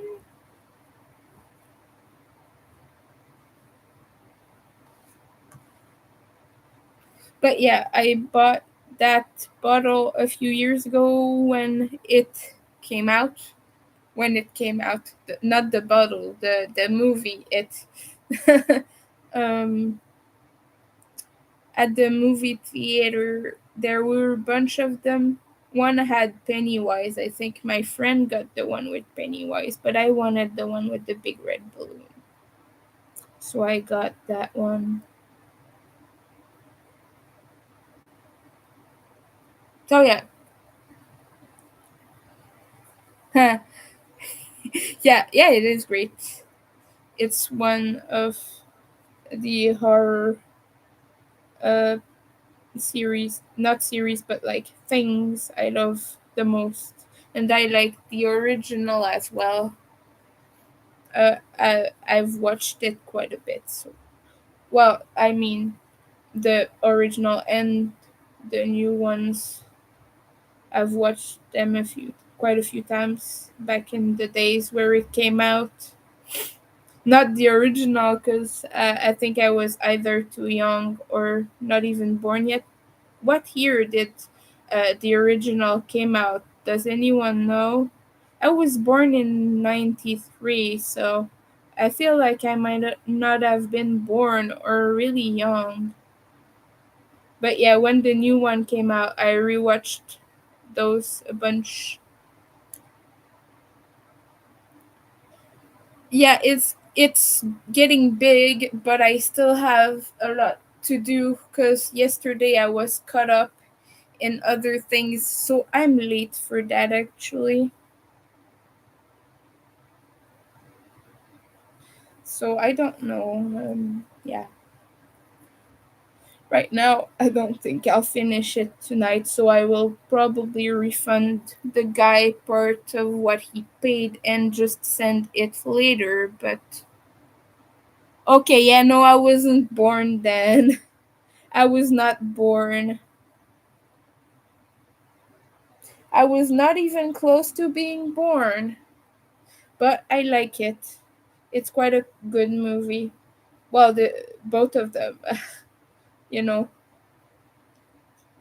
there's two of them, right? For each installment, you have two of the. Well, the first, the original one is quite long anyway. I know that the remake was done in two separate films. I don't remember how the first one was, if it was two installments or just one big long movie, but I know that in any case, even one part would be quite long because there's the bit where they're kids and when they're adults, and it's a whole different thing. But yeah, I love that horror thing. I like it quite a bit. Pennywise is very scary. I love Pennywise. Those who know me know that I'm a big fan of horror and Halloween things and everything.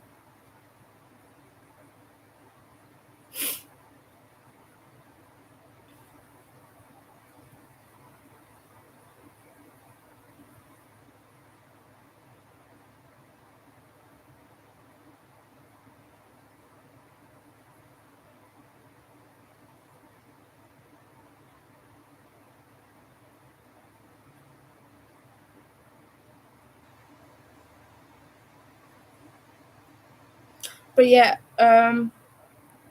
anyone has anything to talk about? If not, I will probably end the stream. But if you have anything to say, please do. Because uh, the rest of the night I'm gonna be by myself, so I don't have anything more to talk about right now. Not good stuff anyway.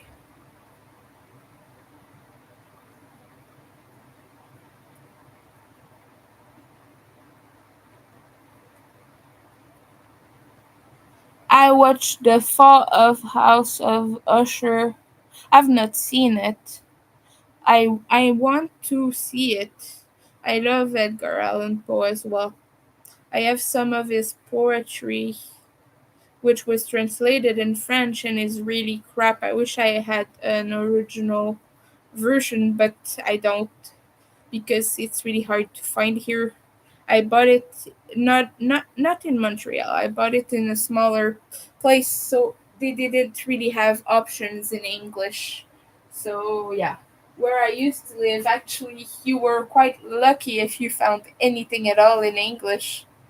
My first language is French, but since I understand English, I like to read in that language as well. So.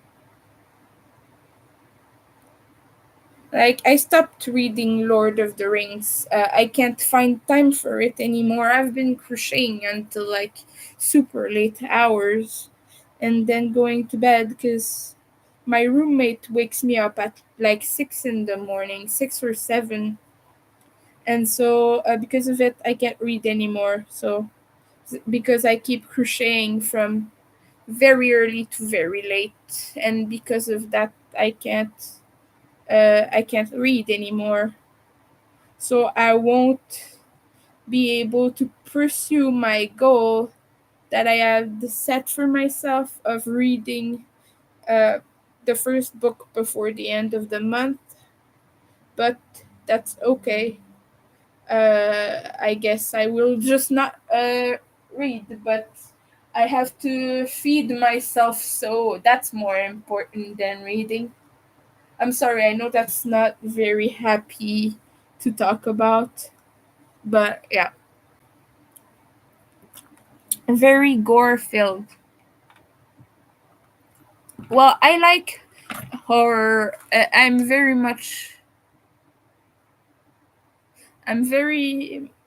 into horror, so I should be good.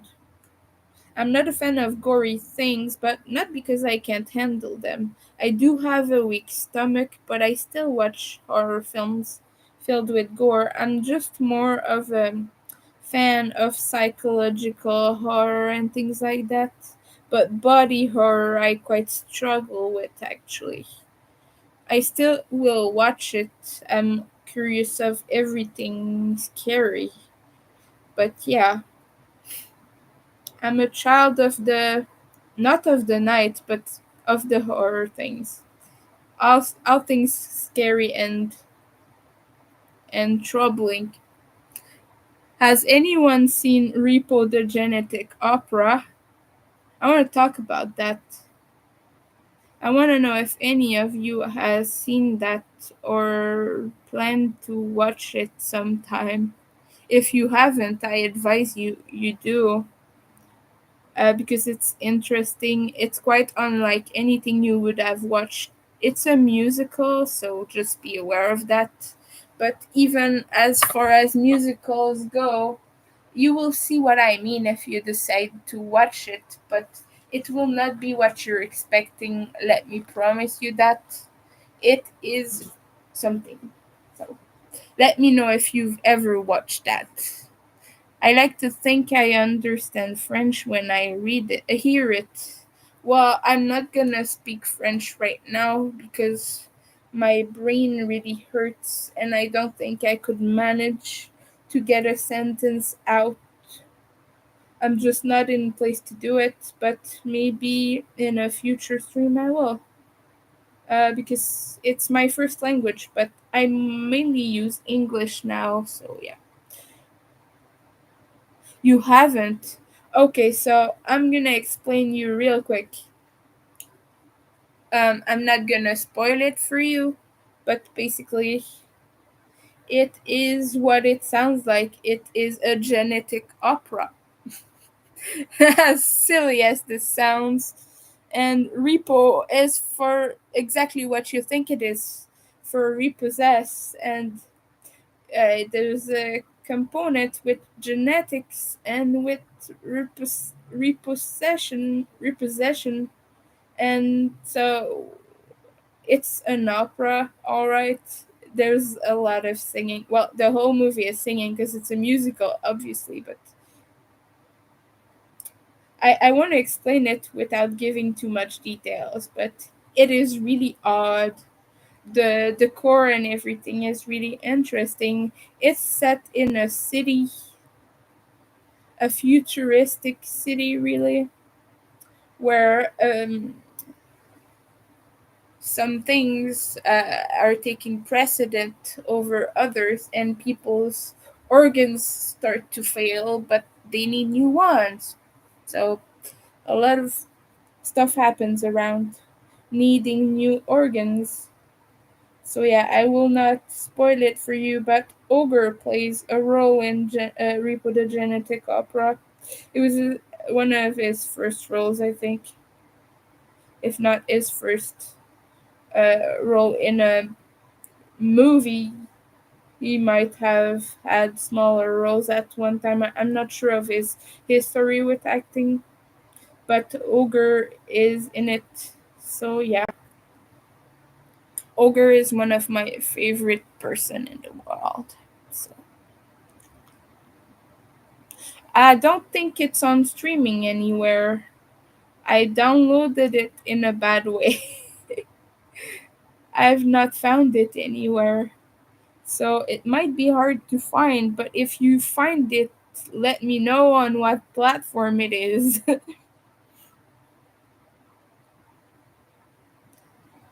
Yeah, if you find it anywhere, let us know so that people can stream that because I don't know. I have it on my hard drive, my external hard drive. So yeah, but it is good. I thought it was good. It's weird. fair word of warning, it is weird. And if you want to know who Ogre is, look out for the character named Pavi. He plays Pavi, so you will see him. He has long black hair and he wears a huge face mask. And face mask is quite the accurate way to describe that, believe me. I'm seeing Toby and Frodo also. Okay, good. That's great. That is great.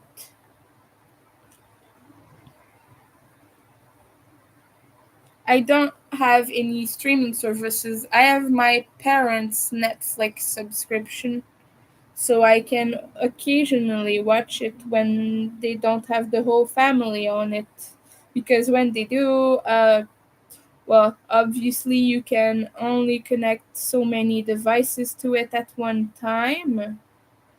But yeah, most of the time it's fine. But if they're all at home watching it, because my brother lives in my parents' condo now, which is like 500, 600 kilometers away from where they live.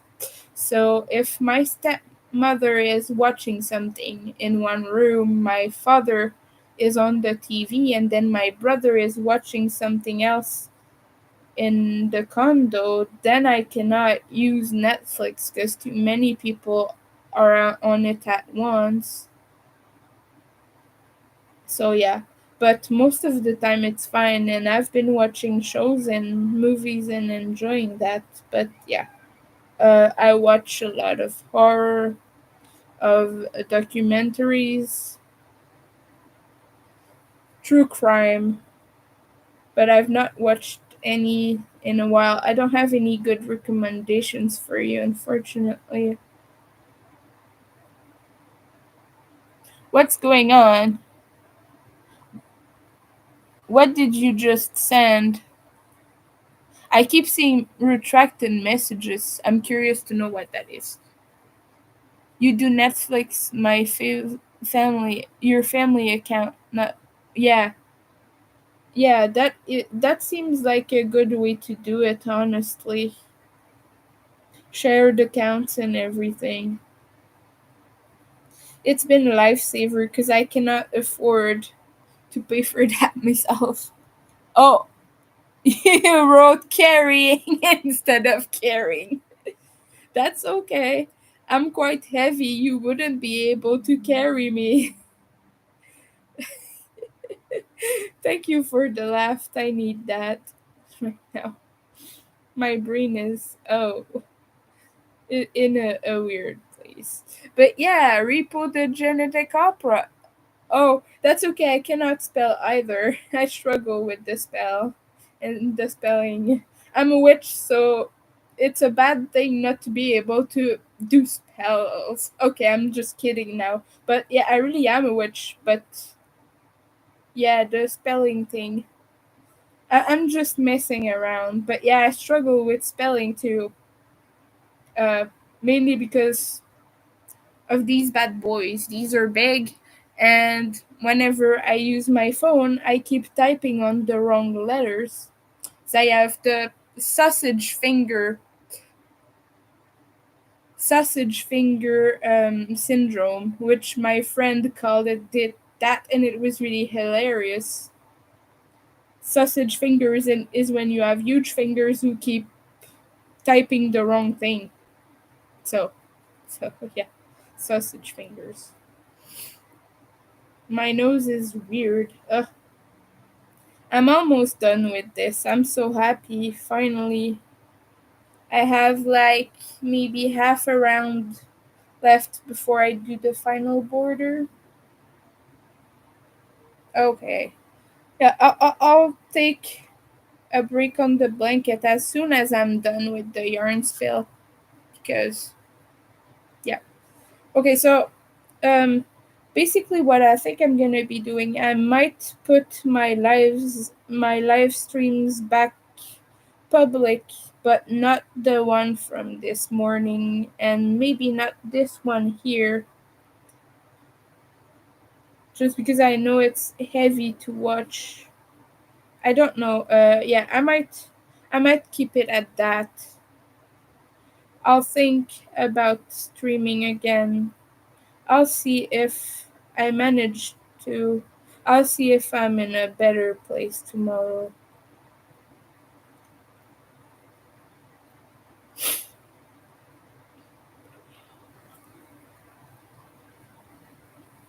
Um. Okay, my yarn is in the way.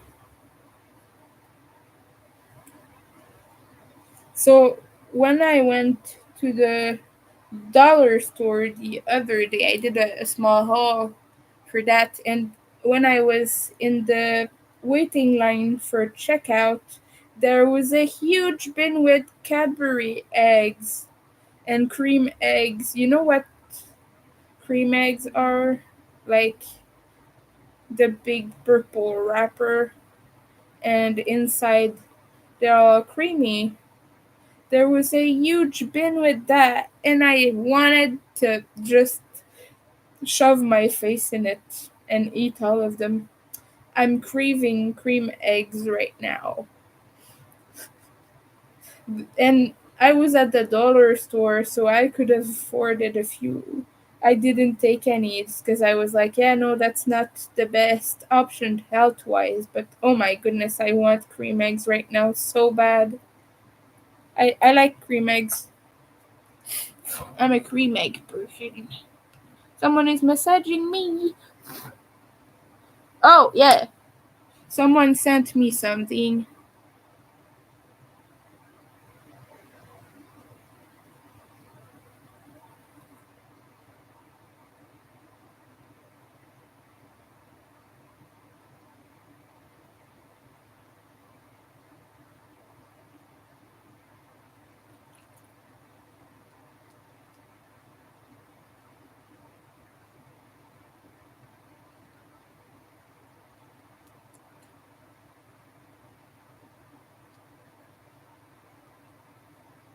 Hmm.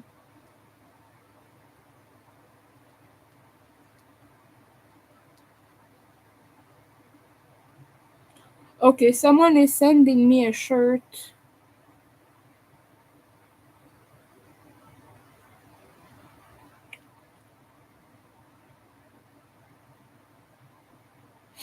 Mm.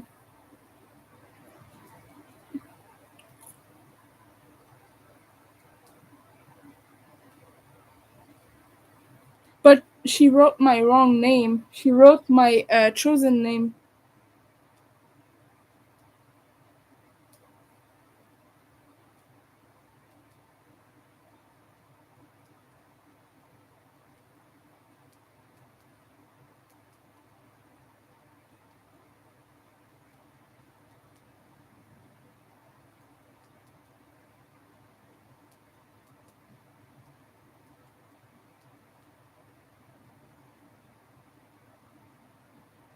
Okay, so this is quite annoying right now.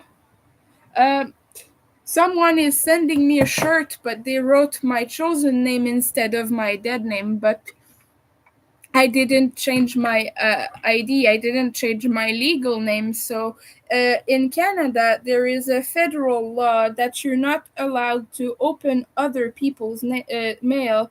And because of that, when you go to the post office, you have to present your ID when you receive mail.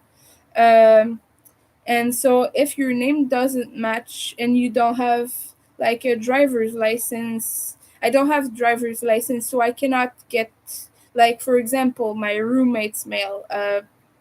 I could be able to if I had a piece of ID that had my address on it, but I don't have that because I don't drive. But if you don't have that, like, legally you are required to have the same name as the person you get the mail for. So because of that, I'm not gonna be able to get her package from the post office. So yeah, that's a bit annoying. I know that a lot of postal workers do the exception and still help you out, but they could be fired for doing that. Like if their boss is catches on it or something. It's a federal law, and it sucks because I cannot use my name on packages. But yeah,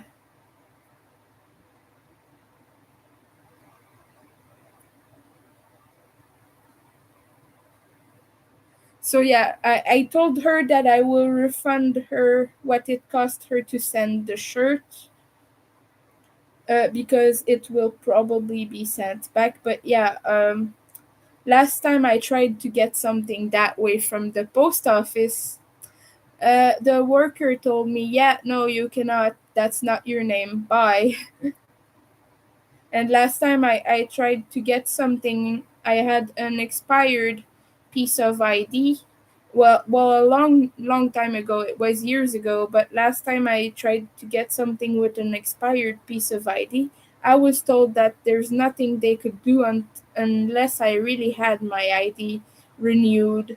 Even if I had, like, I showed her all my bills, like with my name on it and everything, with my street address, and even like other pieces of ID. But it was not okay. She refused to serve me, and she was really mean to me. So yeah, in Canada sometimes I don't know if it's like that for in the rest of Canada, but where I live, postal workers are very strict about that stuff. So yeah. So yeah, as a federal law, you cannot open another person's mail. You could be in very big trouble for that. And they applied that very seriously where I live. So yeah. And that's a problem for trans people because obviously the name you use is not the same name that's on your ID if you've not changed your name legally. I have not yet been able to do it because of many reasons, but mainly because it takes a lot of willpower to do it. So, yeah, no, I know it's weird, right? But yeah, they updated the guidelines for that. They used to let you do it, but as a safety measure, I guess now it has to be valid ID. Oh yeah, I'm sorry, that's not you anymore because um, yesterday your ID was valid, but today it's expired, so you cease being the person on this photo. It's silly, but I understand why they do that. Mm. So hopefully there will be a space in the mailbox, but not very likely. So yeah.